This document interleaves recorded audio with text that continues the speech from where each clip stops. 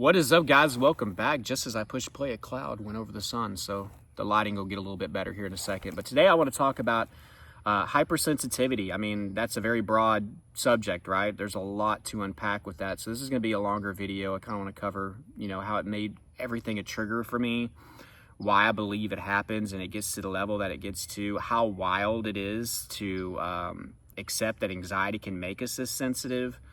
But a lot to unpack with this video, so show some patience, and I think at the end of this video, at the very least, you're going to feel less alone. But I think a lot of you are going to have a better understanding of hypersensitivity, and hopefully you believe in it more. I mean, that's a thing. I don't think a lot of people, and probably even a lot of people still watching today, I don't think you guys really understand how sensitive you are. Some of you do, but some of you still don't know how powerful hypersensitivity is. And it can make something that's a 0.5 on a scale of 1 to 10 seem like a 7 or 8. That's how much you can feel it. You feel things that other people can't feel. I will go as far as saying that. And it's a superpower that you don't want to have, And unfortunately, it doesn't take long to get into a hypersensitivity state, and it seems like it takes quite some time to get out of it once you start doing the right stuff, so that's the kind of problem that we find ourselves in. We're trying to get things together, we're trying to do exposure, we're getting a routine, we're working on our thought process, but we still remain in this hypersensitive state for some time. And I just want you guys to think of it like this. I mean, it sucks to be in this hypersensitive state, but it does serve a purpose. It's to keep you alert. It's to keep you prepared for battle. Its purpose is to have an overstimulated nervous system so you can dip and dodge and duck and run and fight more effectively. You're ready to just pop off, right? So it makes you sensitive to sounds, smells, tastes even. The smallest stimuli, right, can feel like an 8 on a scale of 1 to 10 whenever it's not even a 1. You could feel a single hair rub up against your skin more so than somebody else. And some people's nervous system gets to the point to where they have sensitive skin to where they feel uncomfortable putting on a shirt. They have like nerve pain from anxiety. So it can get to that level. So I think one of the biggest problems is that we just have a really tough time at accepting that anxiety can get us to that state. And instead, we just think that there's something wrong with our body. Whenever it really is about fear and focus, and then that turns into hypersensitivity. And again, this could happen in one day. You can develop this, and then it can take weeks or months for it to die down. In fact, I think for a lot of us, it does take weeks or months for it to die down once we start doing the right thing. This is why a lot of people don't stick with stuff when it comes to recovery. But with our hypersensitivity, especially if you're having panic attacks like I was in the beginning, it gets to the point to where you can't sleep. It affects every aspect of your life: driving, sleeping, going to work, using the restroom, taking a shower, getting off the couch. The things that you used to love doing, you're not doing anymore. Makes something like doing the dishes seem impossible at times. Our life is almost unrecognizable after we get into this hypersensitive state. And, again, I'll mention it again. What that is it's an overstimulated nervous system. So anything outside of us, we feel so much more. Anything inside of us, we feel so much more. And I just want you guys to start thinking about different areas of your life that this applies to. Foods, I can start here. And this is just the tip of the iceberg. This is gonna be a longer video, so a lot to unpack. But something like food. Before I had bad anxiety disorder, I could eat whatever I wanted. I mean, sure, I would get occasional heartburn. I didn't have the perfect digestive system. I would have on and off IBS and things like that. I struggled with constipation and stuff. I think it was because I ate whatever I wanted. I was always an overeater. I just had a great metabolism. So it's what we do, right? We take advantage of it. So I would eat whatever I wanted, heavy carbs. So fast food, burgers, fries, pizza, pasta, you name it. club sandwiches, Subway, all that crap. Just anything and everything. A lot of junk food, candy, stuff like that. So once I developed anxiety, I started having panic attacks, and I had heart anxiety. You know, whenever I would eat a heavy carb meal, I started to notice that my heart rate would go up. Now, I'm going to say this for some of you that deal with this. Some of these things are natural, okay? When you get up off the couch real quick, it is natural for your heart rate to go up. If you go outside and it's hot, your vitals do go up. If you eat a heavy meal, your vitals are going to go up. But guess what? Now you're hypersensitive. Now you feel these things so much more than somebody else. Also, your body is going to be more sensitive to getting up quickly. It's going to be more sensitive to the heat. It's going to be more sensitive to the things that you put into your stomach. So that's why it's important to start paying attention to your diet. I'm not going to spend this whole video talking about that, but that's something to look into. If, you know, I just noticed that I couldn't just sit here and eat 2 double cheeseburgers and French fries. I mean, I could, but I would feel like crap afterwards. And I would feel my body digesting it. Every part of digestion I would start to feel. If I had a plate of spaghetti, I mean, I'm going to have palpitations after. You know, I'm going to feel my heart rate going up beat by beat by beat. You know, I'm going to have worse heartburn, you know, because whenever we are anxious, our body produces more gas. When we're anxious, digestion is not a priority. So guess what? You're going to run into IBS symptoms, either diarrhea or constipation. Whenever we're more anxious, we produce a lot more acid. So now we can have more acid reflux. So that's something else that happens. So it would make me sensitive to the things that I would eat. Heavy fried food, carbs, salty foods, things like that. Now, caffeine. Now, I wasn't this crazy coffee drinker. You know, I was somebody that would have some coffee with some sugar and cream every once in a while. I wasn't a huge energy drink guy, okay, or I wasn't doing pre-workout, but something that I did do a lot, I had soda a lot. You know, I drank soda all the time. It goes hand in hand with burgers and fries, right, and fast food and pizza. So it was nothing for me before to drink anywhere from, you know, 3 to 10 cans of Coke a day. I mean, seriously. Again, it didn't help that I had a fast metabolism. I mean, it helped, but it didn't help me with my habit of drinking soda in that regard. So just think about this. Now I'm drinking a soda and the sugar and the caffeine affect me. I already have an overstimulated nervous system. You know, pouring caffeine into a body that's overstimulated, even if it's not a huge amount, I'm talking about how many milligrams are in a can of Coke? Probably like what, 50, 60? I could be way off. I think it's probably about that, 50 or 60.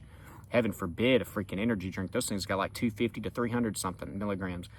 But I could just have 50, 60 milligrams in one can of Coke and then I'm regretting it. I'm shaking, you know? And then some of this is like, again, a normal response. Like we're having like a little shaky jitters. I mean, we do have an overstimulated nervous system, so we are more sensitive to it. But you combine that with what caffeine is supposed to do, then it sets us off, right? We just feel the effects of caffeine so much more than somebody over here that doesn't have an overstimulated nervous system. It isn't sensitive to those things. So things like caffeine for some of you guys, you've had to cut that out. Coffee, energy, well, you need to cut out the energy drinks. That's not good for you. Sodas are not good for you. Now, for instance, like I still love soda, but you know what I do? I get the 0-calorie sodas. I don't care about the minute amounts of aspartame in that. I love Dr. Pepper Zeros. That's my favorite, by the way. I think it's the one that tastes the closest to the actual soda. But yeah, whenever I have those, I think about it and I'm like, man, I'm happy I can enjoy, you know, this, because there was a time whenever I couldn't enjoy this anymore. So sensitive to the things that we drink. For some of you, you find more of a sensitivity to things like even like alcohol and stuff like that. For me, I used it as a numbing mechanism. So for me, that didn't really apply. But there are people that tell me like I can't even have like a beer or two or anything like that. It sets me off. But I will say it will make your hangovers 25,000 times worse. So even though I used it to numb myself, I was more sensitive to the hangover.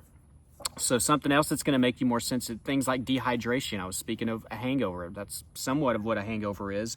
It's like a mini withdrawal combined with dehydration. You're dehydrated. And then you combine that with anxiety. That is the perfect storm for a hellacious morning. That was some of the worst times of my life, was waking up after drinking a lot and having really bad anxiety and having panic attacks and knowing I got to go to work and I'm probably going to end up calling in because it's just a crappy morning, you know. I'm going to spend it on the toilet, having diarrhea, hoping that I don't die from a heart attack at the same time. And everything that's fun that comes with that. So, you're going to be sensitive to things like dehydration. That's why I tell people, right whenever you wake up, and by the way, crazy stat, it's something like 80%, don't quote me on this, you can go look it up, but it's somewhere around this. 80% of people are chronically dehydrated in this world. That's nuts. Sorry, I'm getting murked by these mosquitoes. But yeah, dehydration. So I tell people you need to hydrate first thing in the morning. That's not just water. Get you some Powerade Zeros and stuff like that. Something that doesn't have any sugar or really any calories. You can just drink that and get your electrolytes up in the morning. That's going to help you with your mood, and it's going to help you with your symptoms from the get-go, right? So be sure to make sure that you are hydrated in the morning. So it's going to make you more sensitive to things like the heat. Cold as well. Like I remember, like if I was cold, it could start a shaking episode because I would start to shake, right? Because I'm cold. Then anxiety takes over because I'm sensitive. I feel the cold even more than people that don't have anxiety, right? And now I'm shivering even harder, and now it's turning into tremors. And now my teeth are chattering like crazy. So cold could do that for me, which is really weird because ice cold water and cold showers, it wasn't the same. I think it was because I had more control, and that worked for me, and it really grounded me. So I know those two things might contradict, but I'm just being honest and telling you what I went through. Outside cold and being out in the cold was something that could set me off. Being in a cold shower, doing it on purpose, it didn't. Maybe it was all the mindset on it. Heat was one of the worst. It would make my vitals go up. And again, something that's probably normal. If you're hot and you're sweating, guess what? Your heart rate's going to go up. Your blood pressure is going to go up a little bit. You're going to sweat more. Maybe if you're playing outside doing sports, or you're working out outside, or you're doing yard work, maybe, you can have a little bit of dizziness or something, feeling a little bit off. Some of that's normal, but we're very sensitive. We have a overly stimulated nervous system. Heat's going to trigger us more. So I stopped playing pickup basketball and, flag football. And it took me 6 hours to mow a yard that should have been done in an hour. I wasn't just spending a lot of time outside if it was during the summer. We're checking the weather, the humidity, the heat index. And I'm not telling you guys to be stupid and like just stay out in 110 degree weather with a heat index of 120. No, pick and choose. But I was trying to avoid, something like 90 degrees even. I felt like that would trigger me. And it didn't help that I was always worried about my heart. A lot of this came down to heart fears for me too. I just didn't want my vitals to go up. And I knew I was sensitive to that. So anything outdoors, anything that was involved with the heat would trigger me. And then I'll move this on to the bathroom. I was sensitive to taking hot showers, so I started taking like lukewarm, and this is before I transferred over to the cold showers, which did wonders for me, by the way. If you haven't tried cold showers with your anxiety, a great way to desensitize. I know some are not, you're gonna be like, heck no, I'm not doing that, or be hesitant to it. Try it out. The easiest way to get into that, guys, by the way, is just, take your warm shower if you enjoy it, and at the very end, cut it to cold for 20, 30 seconds and just build off that. But the hot showers would trigger me, and I'd feel suffocated. In yesterday's video, I said I started to open up the shower curtain and leave it open, because I guess it was the whole feeling of feeling trapped, and also I wanted the steam to get out of my face faster. If the shower curtain was open, I felt like I could breathe a little bit better. But I had to start cooling off the water because that, it would trigger me. Going to the restroom would trigger me. If I had to strain it all, it would make my heart go up. Guess what? When you strain or use the bathroom, your heart rate probably is going to go up some. But guess what? We notice it more. We're more hyper-focused, hyper-aware of what's happening in our body, whether it be caused by anxiety or just a normal bodily function. Then it sets us off, and then everything escalates from there. So, if you have to strain, which we've all had to do that at some point, strain using the restroom, it's going to make your heart rate shoot up probably 10, 15 ticks. For somebody that doesn't have bad anxiety or not worried about it, that's not going to be some huge deal. Yeah, nobody likes to strain using the restroom, but it happens to the best of us. But if you have anxiety to do that, you feel your heart rate going, you're like, oh my God, I'm about to have a heart attack. I strained too hard. Oh my goodness. And then your heart rate shoots up even more because you got worried about something that was normal happening. See what I mean? Getting up off the couch, I mentioned that. Some of you that have bad heart anxiety, you're always worried about your heart rate. It always seems like it's elevated. And I mean, I get it. It is probably for a lot of you guys. Man, these mosquitoes suck today. But, you know, getting up off the couch quickly, your heart is going to probably shoot up 5, 6, 7 ticks. You know, I'm guessing numbers here. I'm just trying to give you guys a roundabout guess on that. But, you know, if you get up off the couch really quickly and you don't have anxiety, you don't think too much about it. You also probably don't have the ability to feel much of a difference. But now that you have this superpower called hypersensitivity, you get up off the couch real quick, you know, now you feel your heart rate jump up or palpitate, might be a way of putting it, you know. Your heart just kind of takes off a little bit faster. A lot of that's due to your hyperfocus, hyper-awareness, the hypersensitivity. Also, I want you to keep this in mind. You know, whenever you start to get worried about your heart, something that we do is we start to become a lot more sedentary. So guess what? We sit around a lot more. We sit on our phone, we watch TV, or we game, or we're not doing activity. A lot of us have stopped doing exercise. You know, we're not moving fast at all. We're not, you know, we're never out in the heat. So now whenever we stop doing those things, it makes our sensitivity to those things go up even higher. We already have hypersensitivity. We already feel things that other people can't feel that are normal. Now that we stop doing these things and engaging in these activities, our hypersensitivity goes up even more. So not only am I, you know, overly stimulated, I have a, you know, overstimulated nervous system, I'm hypersensitive, and I go outside and that hits me harder when it's hot. Well, if I stop doing it, I'm going to get even less used to the heat, and I'm going to become even more sensitive to it on top of that. So the next time I go out and try it, it's going to feel even worse. So start your exposure, guys, with any of these things that I've mentioned so far. The quicker that you get started on your exposure, the better. I don't like the waiting game. When's the best time to start exposure? I mean, look, get your routine together over this next week. You know, for those of you that have my course, there is an awesome routine in that, by the way. Sorry, I have to keep swatting these freaking mosquitoes away. I'm sorry if that's distracting you guys. But for those of you that have gotten my course, which, by the way, that's in the description in the first pin comment, there's an awesome daily routine on there that you can get started on. And, of course, it has all the, you know, the mindsets and the foundations and everything that you need.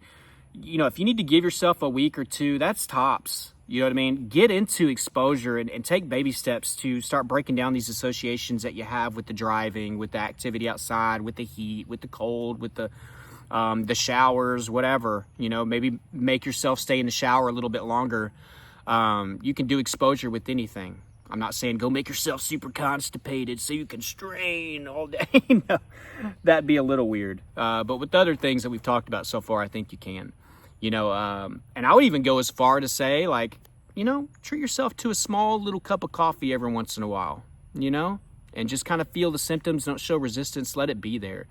You know, treat yourself to a burger and fries every once in a while. You know what I mean? Now, energy drinks, I'm not saying go back to that. Don't do that.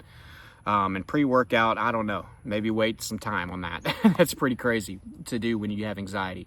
But treat yourself to a soda every once in a while sometimes. You know, live a little. That could be a form of exposure for you. But even sensitive, guys, to things like smells and tastes could set me off. You know, like I remember being a kid going up to a gas station, you know, and mom or dad pumping the gas. And I used to love that smell, you know. Whenever I had anxiety, it set me off. I don't even know why. Couldn't put my finger on it. I can't even really explain it to you. My mind would just start to feel weird. I know some of it was self-sabotage, you know, mixed with hypersensitivity, because when we get in our head about something and then we start to anticipate it, like, oh, I'm going to smell gas and it's going to make me feel a certain way. And anticipatory anxiety can be applied to anything. Like, I'm nervous, I'm going to feel weird if I drink this cup of coffee. Or I'm nervous if I have this burger and fries. I'm nervous if I get out in the heat. And then you just being anxious about it, that's a whole nother freaking thing that influences. You see how many things can be working against you here? But you can get out of it. I'm not trying to make this seem hopeless or helpless. Like, you can get out of it. Trust me, if I did, you can too. It just takes time. This is why I'm explaining all this to you, so you understand why you feel the way that you feel, and just understand you're going to have to stick with things for a long period of time. And hopefully this encourages you to get into exposure today. You know what I mean? Because the longer we avoid and we keep skipping out on that and trying to dip and dodge all these things, the more solidified that association becomes, because you're justifying, by not driving, that driving is dangerous. So the next time you get in that car, it's going to be hell on earth for a little bit. Now you have to break it down slowly, and it takes time.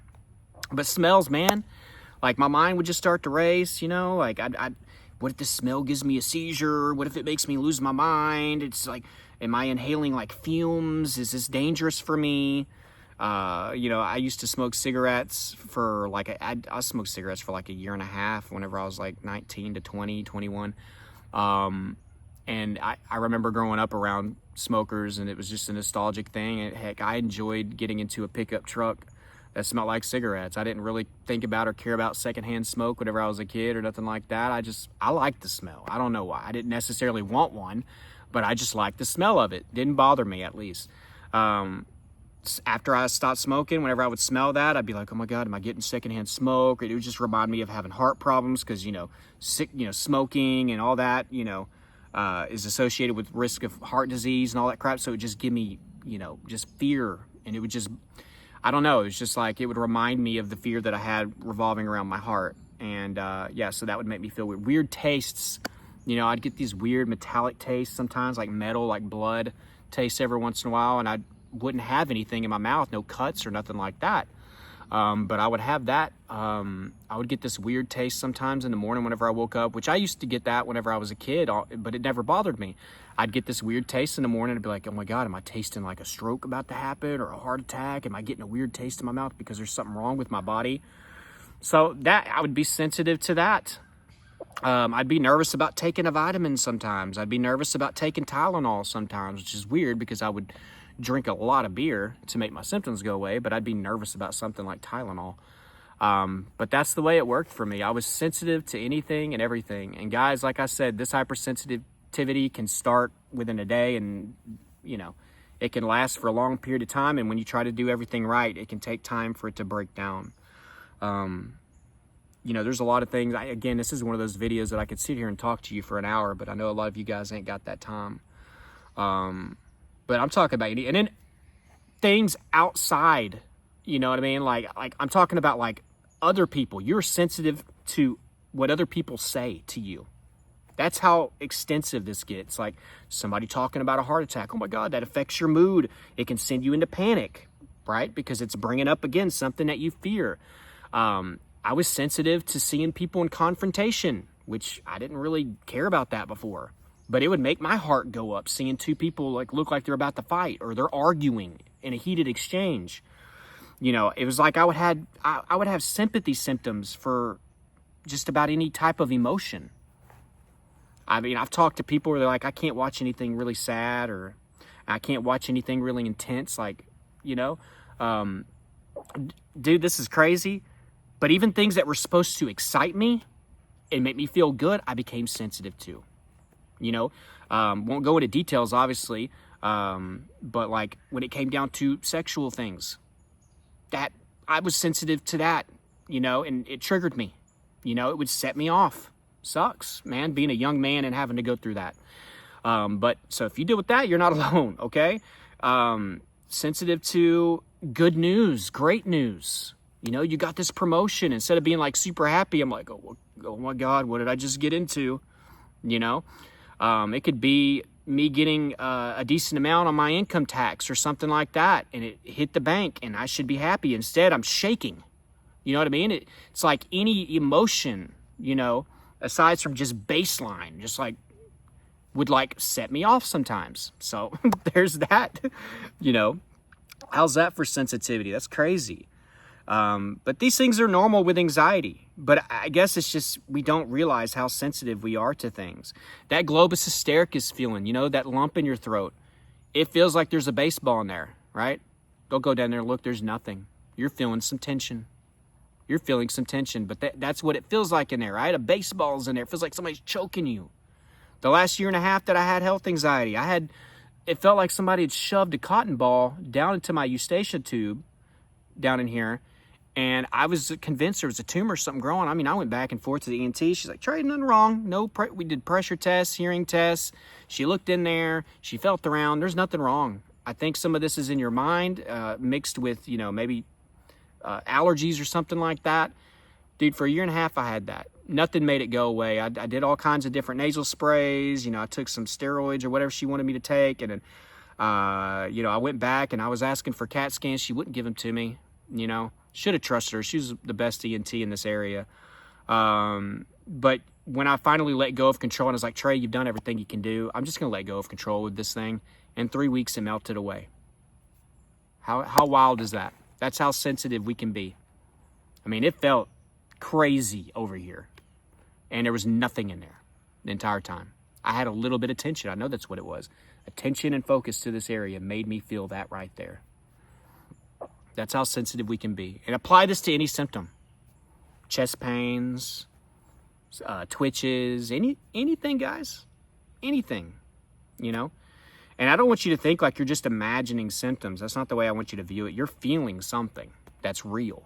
You're feeling something that's real. It could be, again, a 0.5 on a scale of 1 to 10, and it feels like an 8.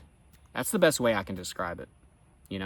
That along with if you put that same symptom in Joseph over here next to you that doesn't have anxiety, he probably wouldn't complain or feel anything. He's like, I don't know what you're feeling. Right?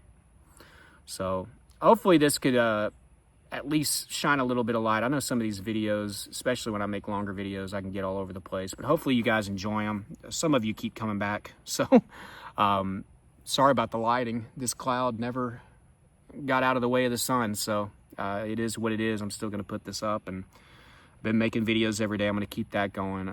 As always, if you want more help, I mentioned my course. That's always going to be down below in the description and a first spin comment whenever you guys are ready to take that step. That's a program that's very affordable, guys, and it takes everything that I did step by step. It shows you how to get your recovery process started. So it's a great thing to work along with these videos, along with whatever you're doing. Some of you got some books at home that you need to crack open or read again. Some of you are about to get back to work. Some of you are starting your exposure up. Some of you are working out. Some of you are eating healthier, doing things like that. Some of you are getting back into therapy. This could be a great course to go alongside those things and supplement your growth and help you with your recovery process. Also, I have coaching information down below if you're interested in doing coaching calls with me. And guys, I will be talking to you tomorrow. Let's keep this consistency going. I want to be consistent for you guys with these videos. Just promise me if I'm going to do this, guys, that you'll be consistent on your end with what you need to be doing, okay? But I love you guys. I'll talk to you tomorrow.